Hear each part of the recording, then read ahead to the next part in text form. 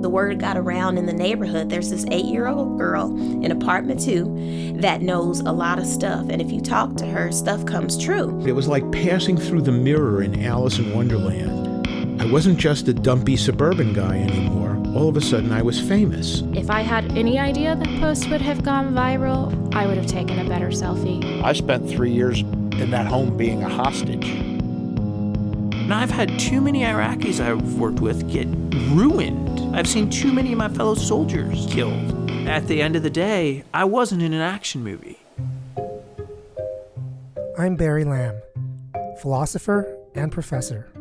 A year ago, I drove around the country looking for stories about human experiences that raise big philosophical questions.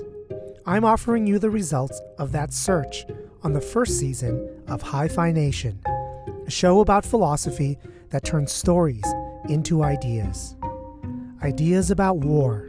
What the pattern of history shows across the board is that it's really hard to get men to fight. A soldier should no longer think that it's okay to relegate the question of the justness of the war to political leaders. Gender.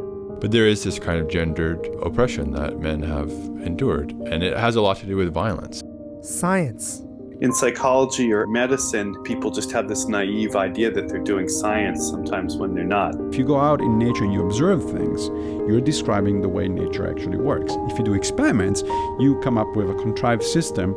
Influencing the world after our deaths. None of us are smart enough to know what is going to be a good purpose 100 years from now. The world changes too much in ways that we can't possibly imagine.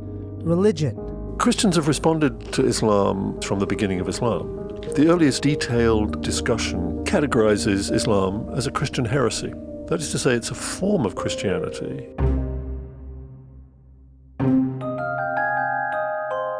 Subscribe now on iTunes for the January launch of Hi-Phi Nation, where each week we bring you a story and transform that story into a big idea. Visit hiphination.org or follow us on Facebook and Twitter.